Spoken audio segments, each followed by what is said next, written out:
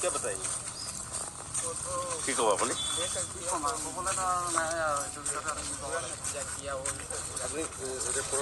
নহয়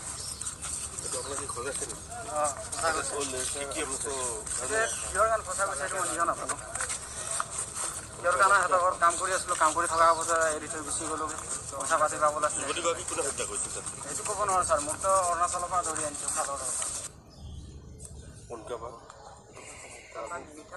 যোৱা 5/2/2017 ইংৰাজী তাৰিখে এই ঘৰটো ভাগি আছে অপৰাধী ৰাজকোৰ ওৰফে সাগৰ উনকাবাদ আপোনালোক তেওঁ এগৰাকী 7 বছৰীয়া নাবালিকা ছোৱালী তেওঁ বজাৰলৈ ফুচুলাই পেলাই লৈ গৈছিলে লৈ গৈ লামডিং হিচাপত আদালত কিয় কৰিছিলে দৰ্শন কৰাৰ পাছত ডিএছপি হত্যা কৰিলে আৰু হত্যাৰ পাছত পুনৰ তেওঁ ধৰ্ষণ কৰি এখন কম্বলেৰে মেৰিয়াই মৃতদেহটো সেই জংঘলত পেলাই তেওঁ ডিমাপুৰলৈ ট্ৰেইনযোগে পলাই গৈছিলে সেই সংকাতে ভুক্তভোগীগৰাকীৰ বালিকাগৰাকীৰ পিতৃয়ে লামডিং থানাত এখন এফআইআৰ দাখিল কৰিছিল কৃষ্ণ ৰাজগুৰু ওৰফে সাগৰৰ বিৰুদ্ধে সেই কৃষ্ণ ৰাজগুৰু তেওঁৰ ঘৰতেই বিগত কিছুদিন ধৰি কৰ্মৰত হৈ আছিল তেওঁ লগত লৈ যোৱাৰ পাছত যেহেতু নাইকিয়া হৈছিল সেই সম্পৰ্কত প্ৰথম তেওঁ এজাহাৰ দাখিল কৰিছিল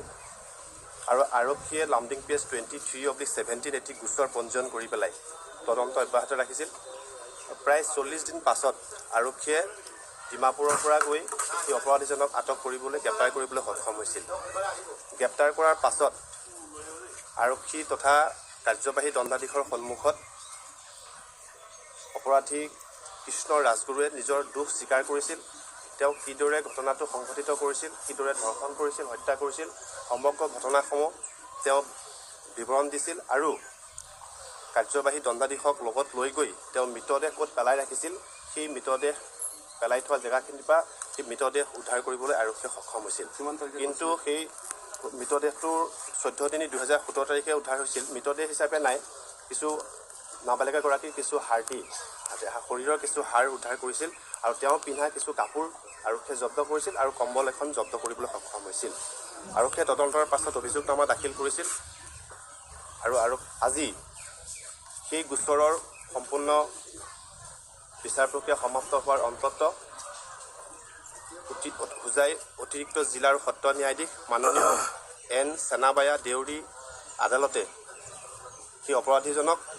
তেওঁ যি নিশংস আৰু অমানৱীয় কাৰ্য সংঘটিত কৰিছিল তাৰ সেই অপৰাধৰ বাবে ভাৰতীয় দণ্ডবিধি আইনৰ 363 ধাৰাত 7 বছৰ সশ্ৰম কাৰাদণ্ড আৰু 20,000 টকা জৰিমনা দিছে ভাৰতীয় দণ্ডবিধি আইনৰ 201 IPC ধাৰাত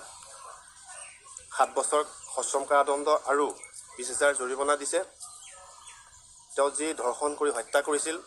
302 ভাৰতীয় দণ্ডবিধি আইনৰ সেই অপৰাধত তেওঁক মৃত্যুদণ্ডৰ ৰায়ৰে মাননীয় আদালতে তেখেতক দণ্ডিত কৰিছে